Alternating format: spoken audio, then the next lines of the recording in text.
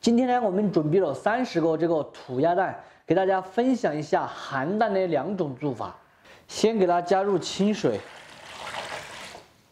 再给它倒一点白醋，加入醋在里面，给它一起清洗的话，主要是让这个鸭蛋更加容易入味。我们先用一个海绵把它清洗干净，因为这个是土鸭蛋嘛，所以它的表皮会脏一点。榛子就已经清洗干净了。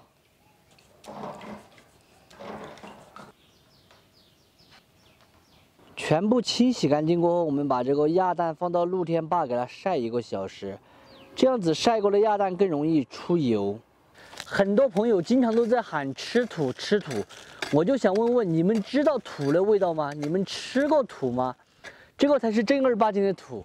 我们挖一点回去，以备不时之需嘛。这大概是1斤半的土，我们给它加入200克盐巴。 这个盐味要够，不然这个土的味道也不好吃。再来点绍兴黄酒，少许的水，然后找根干净的棍棍给它烤转。第一次呢，可能烤不到很转，不过没关系，因为有很多这种大壳壳嘛。先让这个水给它发一下，把它发胀，烤到一边，等会儿呢我们再来处理。这样我们另外准备一个碗，给它倒入100克盐。 加入1瓢锅花椒面，再给它加入1瓢锅山奈粉，也就是沙姜粉，烤转的就可以了。再准备一个干净的小碗，给它倒上一点高度白酒。我这个儿子他说要看看那个土到底是怎么吃的，他还好奇，我去挖了一点土回来吃。这个时候时间还没到，我们来看动画片了不？看什么动画片？你说，要不我们看大耳朵图图好不好？小爱同学。 播放大耳朵图图。哈，大耳朵图图来了。我相信。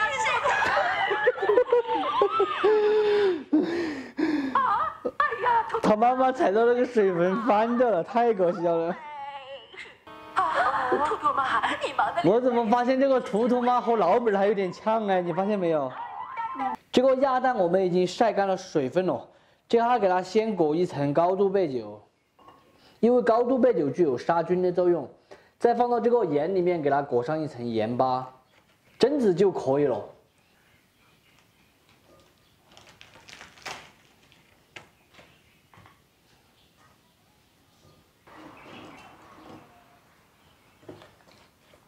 这个第1种鸭蛋的裹法我们已经全部裹完了，这下就要用保鲜膜给它封起来。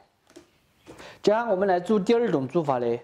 这个蛋也是给它裹一下高度白酒，然后丢到这个泥巴里面。还有就是这个土的粘稠度，给大家讲一下，就是这样子的，稍微干一点，千万不要太稀了，太稀了挂不上。先给它多放几个进去，这样给它烤转，像榛子，让每个蛋上面都挂满了这个泥巴。全部挂好泥巴过后，用瓢棍把它舀出来，也放在这个坛子里面。 这里有一点要给大家说的，就是不要用这个手感去抓，抓来的话，这个指甲块里面全部都是泥巴，难清洗的不得了。今天呢，做含鸭蛋的2种方法都已经做好了。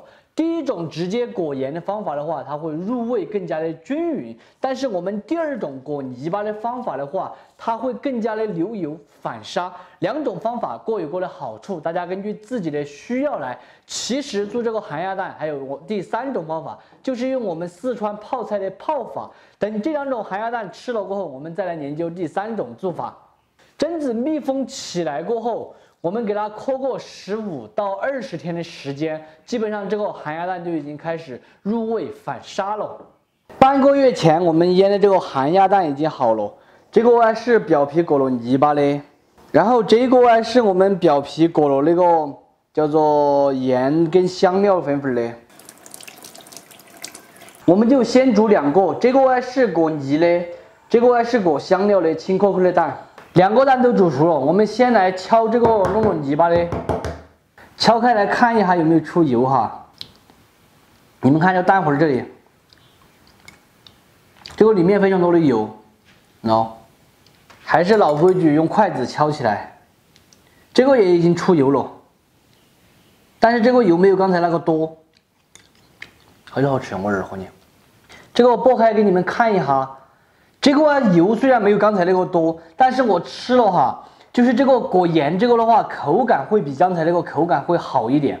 这一期我们做寒鸭蛋的视频到这里就要结束了，整整的历时了将近20天，所以说此处应该有赞。2种方法都非常的简单，大家如果喜欢的话可以记高一号。好了，今天的视频到这里就下课了，我是小念，下期见，拜拜。